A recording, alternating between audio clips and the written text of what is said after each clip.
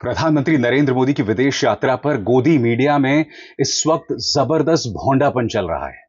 सबसे बड़ी बात, आप लाखों रुपए खर्च करके अपने संवाददाता को प्रधानमंत्री नरेंद्र मोदी की विदेश यात्रा पर भेजते हैं और वहां से काम क्या होता है, उसकी मिसाल मैं आपको दिखाने वाला हूं दोस्तों। मगर उससे भी बड़ी बात, तो सवाल तो पूछ, हक है तेरा, फर्ज है तेरा, किसी की खैरात, किसी का एहसान नहीं तुझ पर, मगर शर्त है अंदाज़े बयां हो बेखौफ, अंदाज़े बयां हो स्पष्ट, अंदाज़े बयां हो बेबाक। हां, उस लफ्ज को याद रखो, अंदाज़े बयां हो बेबाक। बेबाक। इस वक्त संसद का सत्र चल रहा है। कई अहम मुद्दे हैं। उपराष्ट्रपति ने अपने पद से इस्तीफा दे दिया है। उन्हें विदाई भाषण भी देने नहीं दिया जा रहा है। उन्हें बेइज्जत किया जा रहा है। उनके खिलाफ बाकायदा सुपारी लेकर गोदी मीडिया उतर पड़ा है। उसकी कोई चर्चा नहीं। बिहार में स्पेशल इंटेंसिव रिवीजन को लेकर बवाल हो रहा है।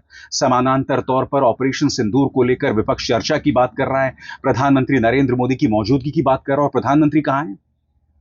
विलायत यात्रा पर निकल गए। 2 दिन ब्रिटेन, 2 दिन मालदीव्स।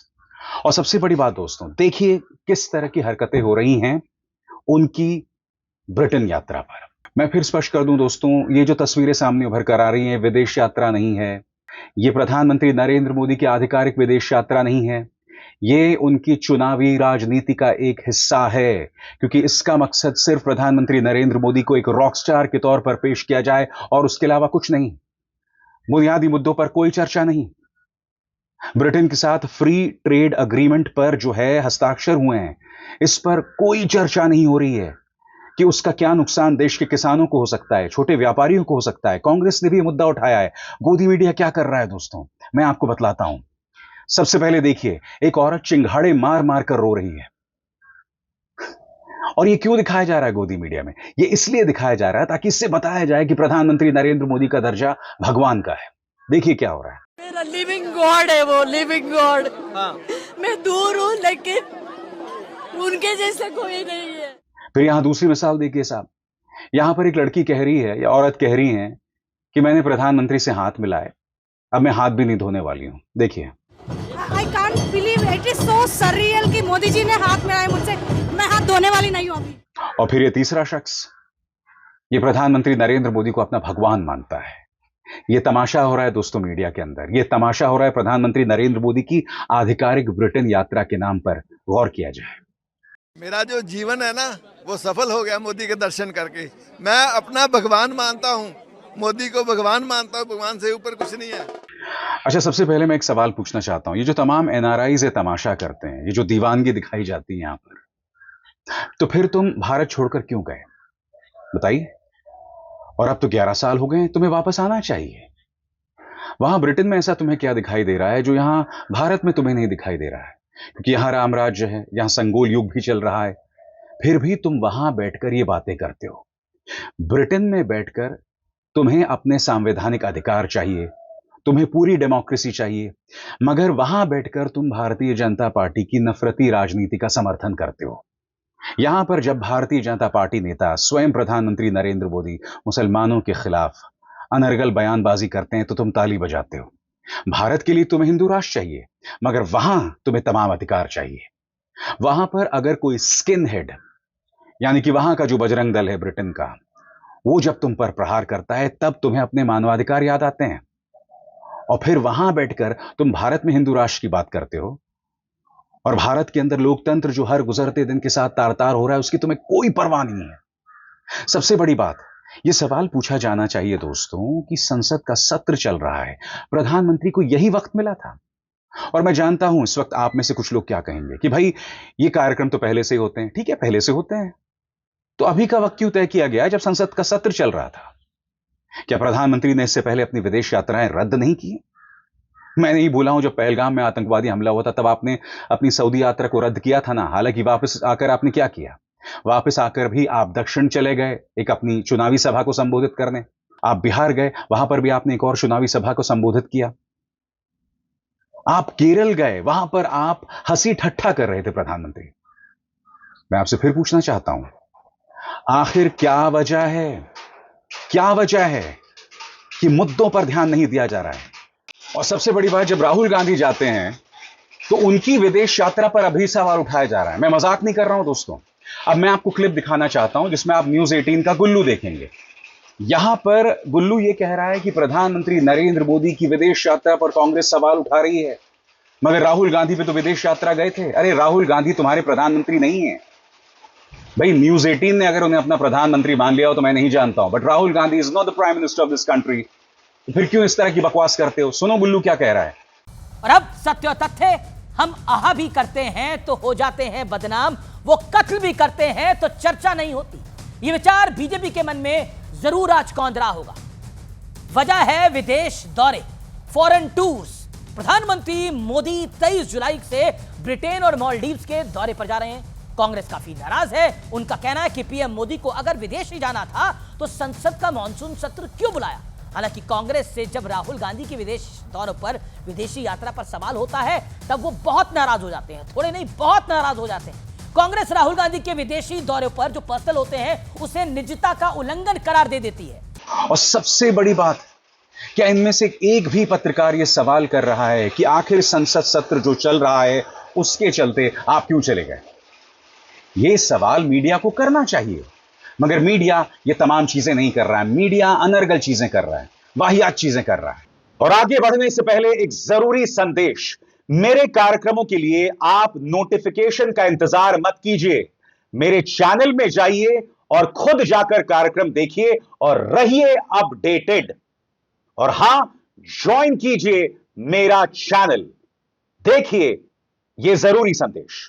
स्वतंत्र और आजाद पत्रकारिता का समर्थन कीजिए, सच में मेरा साथी बनिए। बहुत आसान है दोस्तों, इस ज्वाइन बटन को दबाइए और आपके सामने आएंगे ये 3 विकल्प, इनमें से एक चुनिए और सच के इस सफर में मेरा साथी बनिए। सबसे बड़ी बात, ब्रिटेन के साथ एक फ्री ट्रेड एग्रीमेंट पर हस्ताक्षर हुए हैं। कांग्रेस कुछ सवाल उठा रही है। कांग्रेस कह रही है कि इस फ्री ट्रेड एग्रीमेंट के जरिए देश के किसानों को नुकसान पहुंचेगा।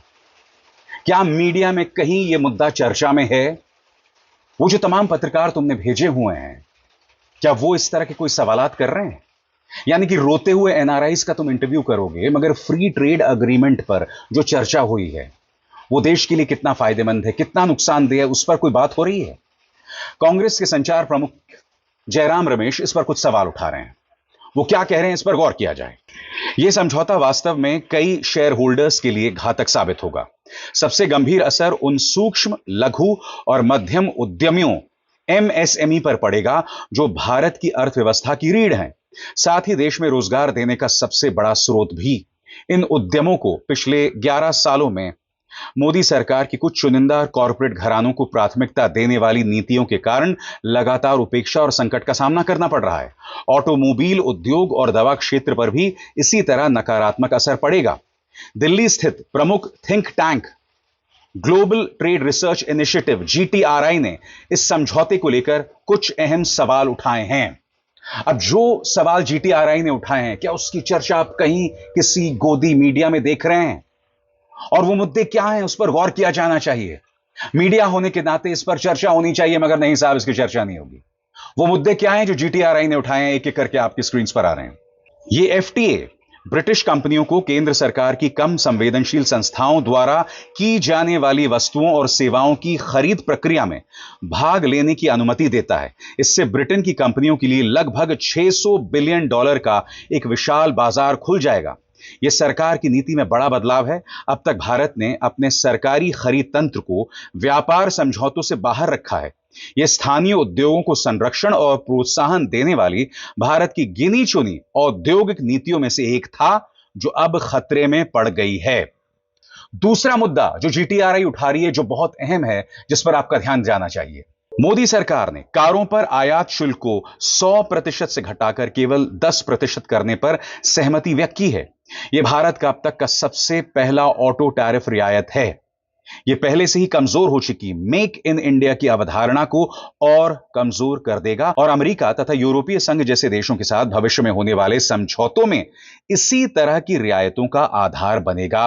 यह झटका उस समय दिया जा रहा है जब इलेक्ट्रिक वाहन क्रांति के चलते भारत के ऑटोमोबाइल निर्माण क्षेत्र के लिए एक ऐतिहासिक अवसर सामने आया है। इसके अलावा जिस तरह से पेटेंट नियमों को स्वीकार किया गया है उस पर सवाल उठाया जा रहा है। बात वहां नहीं रुकती। Bharat carbon border adjustment mechanism यानी CBAM से छूट लेने में विफल रहा है, जिससे ब्रिटेन भारतीय उत्पादों पर कार्बन टैक्स लगा सकेगा, जबकि हम उन्हें शुल्क मुक्त प्रवेश दे रहे हैं। यह चूक अब यूरोपीय संघ के साथ चल रही बातचीत को भी प्रभावित करेगी। यानी कि कांग्रेस ये सवाल कर रही है, GTRI ये सवाल कर रही है कि FTA को लेकर, फ्री ट्रेड अग्रीमेंट को लेकर काफी भ्रम प्रधानमंत्री कार्यालय, भाजपा का प्रचार तंत्र फैला रहा है और इस पर ध्यान दिए जाने की जरूरत है। मगर मीडिया क्या कर रहा है? रोते हुए NRIs का चेहरा पेश कर रहा है। गुल्लू क्या कर रहा है? वो अब भी राहुल गांधी की विदेश यात्रा पर सवाल उठा रहा है। बताइए, क्या राहुल गांधी प्रधानमंत्री हैं? क्या राहुल गांधी संसद के सत्र के दौरान इस तरह से विदेश यात्रा पर गए? और सबसे बड़ी बात, राहुल गांधी जब भी विदेश यात्रा पर जाते हैं सवाल उठाया जाता है। और गोदी मीडिया की निगाह से देखें तो आप तो उनके बयानों को तोड़ मरोड़ कर पेश करते हैं। हर बयान को तोड़ मरोड़ कर पेश किया जाता है। राहुल गांधी ये कहते हैं कि भाई हमें चाइना जैसा प्रोडक्शन हब बनाना चाहिए, उत्पादन केंद्र बनाना चाहिए। तो राहुल गांधी के बारे में दुष्प्रचार चलाया जाता है कि राहुल गांधी जो हैं वो प्रो चीन हैं, चाइना के पक्षधर हैं। राहुल गांधी जब ये कहते हैं कि भाई आरक्षण के दायरे को 50% बढ़ाए जाने की जरूरत है, तो उसके बारे में भी यह कह दिया जाता है कि साहब वो आरक्षण के खिलाफ हैं। तो ये तमाम मुद्दे हैं। राहुल गांधी के बारे में दुष्प्रचार, मगर प्रधानमंत्री की विदेश यात्रा पर एक भी सवाल नहीं। यह कैसे हो सकता है दोस्तों? सत्ता में कौन है, राहुल या प्रधानमंत्री नरेंद्र मोदी? मगर यही इस गोदी मीडिया की हकीकत है और इसी